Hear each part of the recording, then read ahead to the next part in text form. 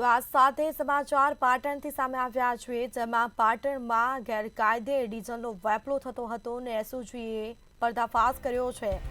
ગેરકાયદે ડીઝલના વેપલાનો એસઓજી પોલીસે પર્દાફાશ કર્યો છે। પાટણ શિહોરી હાઈવે પર એસઓજી પોલીસની સજ્જડ કાર્યવાહી, પોલીસે કાર્યવાહી કરી છે। મેલુસણ ગામ નજીક આવેલ પાર્લરમાંથી આ ડીઝલનો જથ્થો ઝડપાયો છે। પાર્લરની પાછળના ભાગેથી 105 લીટર ડીઝલ જપ્ત કરાયું છે। વધુ વિગતો સાથે સંવાદદાતા પ્રવીણ દરજી ફોન લાઈન પર જોડાયા છે। જી, પાટણમાં ગેરકાયદે ડીઝલનો જથ્થો પોલીસે ઝડપી પાડ્યો છે, શું છે મામલો? સ્મિતા, કહી શકાય તો પાટણ જિલ્લાની અંદર ગેરકાયદેસર ડીઝલનું વેચાણ થતું હોવાની અનેક ફરિયાદો ઉઠવા પામી હતી। ત્યારે પાટણ જિલ્લા પોલીસ અધિક્ષકની સૂચનાના આધારે પાટણ જિલ્લા પોલીસ દ્વારા તાત્કાલિક નિર્ણય લેવાયો હતો અને ઠેર ઠેર દરોડા પાડવાની કાર્યવાહી હાથ ધરવામાં આવી હતી। ત્યારે પાટણની અંદરથી ગેરકાયદેસર ડીઝલનું વેચાણ થતું હોય તેનો એસઓજી પોલીસે પર્દાફાશ કર્યો છે।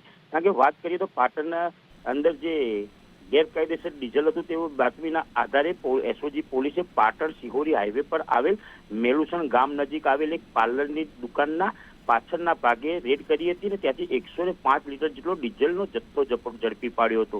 જોકે આ એસઓજી ટીમને મળેલી બાતમીના આધારે જે સરસ્વતી પોલીસ સ્ટેશન વિસ્તાર છે ત્યાં પેટ્રોલિંગ દરમિયાન આ કાર્યવાહી કરી હતી, જેમાં આરોપી કિરણ બાબુભાઈ દેસાઈ નામનો વ્યક્તિ હતો।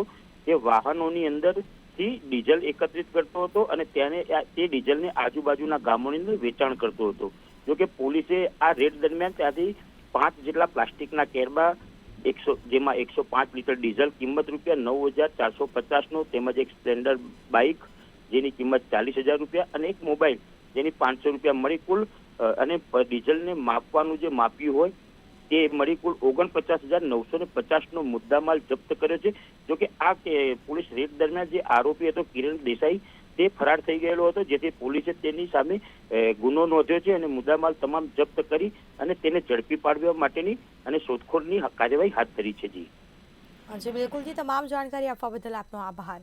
તો એસઓજી પોલીસે પર્દાફાશ કર્યો છે, ડીઝલનો જથ્થો પણ જપ્ત કરાયો છે અને સાથે જ કાયદેસરની કાર્યવાહી કરી છે, મુદ્દામાલ જપ્ત કરવામાં આવ્યો।